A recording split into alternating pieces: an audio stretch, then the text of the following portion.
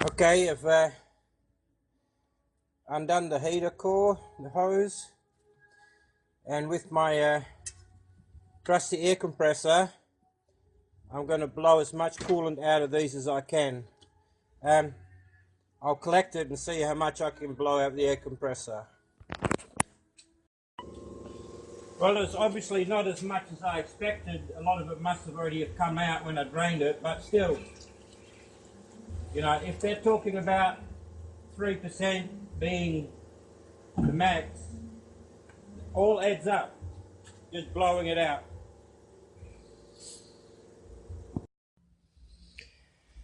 Alright, so I've removed the thermostat. Whew. And with the air compressor, I'm also going to attempt to blow out some more. Let's see what happens.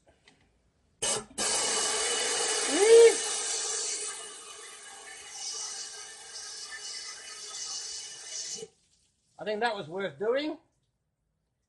If I'd known it was going to be that much, I would have put the tub underneath.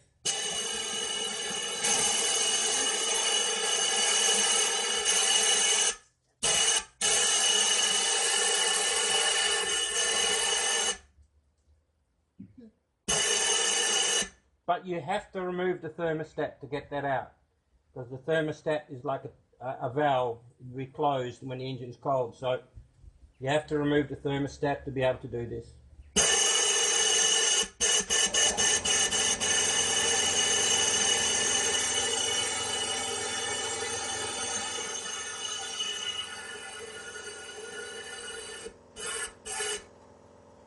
Alright. Well, in my opinion, that's would have to be probably as empty as you're going to get it. So I'm going to go and have a break. Okay, the engine Evans Waterless Coolant installation. The thermostat is out. I recommend you do that. I can't find it on the instructions, but for a better circulation of the prep fluid to put in before the actual waterless coolant, what this does, it cleans out any residual and neutralizes any residual coolant or water that may be present in your system. So we're going to pour this in. It says you only need to half fill your system, but I'm going to use, you know, however much it takes. Unlike you guys, you will have to open up your heater system, and you remember I blew out the heater system. I did that for your benefit. The reason being is I'm not connecting mine back up.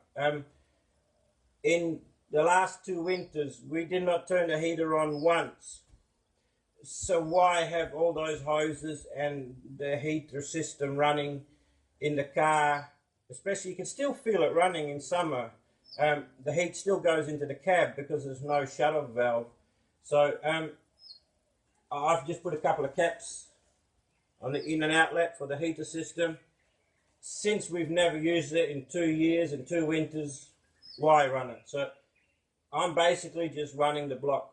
But for you guys that do want to use the heater system, after putting this in, please, again, with the air compressor, blow out this stuff back out of your heater core. Get all of it out as much as possible. And then same with the engine. After I put this in and I've drained it, again, I'm going to take the thermostat housing off and blow out any residual of this stuff that's in there before I top it up with the actual coolant here.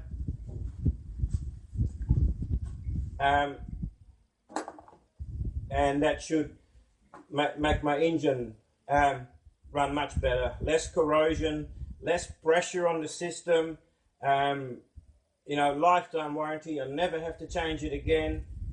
You just crazy not to use it, really. And honestly, yes, it is expensive. People say it's so expensive. Then when you sell it, take it out and put normal coolant in it, and then put it in your next vehicle. Just keep it. Unless you explain to the person, if you like, I will leave it in there if you want to pay extra and then buy a new lot. But basically, you just put in your next vehicle. If the vehicle's not worth much anymore and it's still in there, drain it out, put cheap coolant in there, and put it into your next car. So anyway, I'm going to fill the system up with the prep, and then I'm going to run it for about a minute, and then I'm going to drain it again. So here we go. Okay, I've run the engine for about a minute with the prep fluid in it. I will now drain the engine, take off the thermostat housing with the air compressor, blow it out, put the thermostat housing back in, and then top it up with the Evans Waterless Coolant. And then everything should be fine. Should be perfect. Okay, I've drained it, flushed it, loaded out the air compressor again. I've put the thermostat back in, and now it's just a matter of topping it up with Evans, and I will let you know how it goes after a couple of runs. I will thank you for watching this, and hopefully I can convince you to also use this product.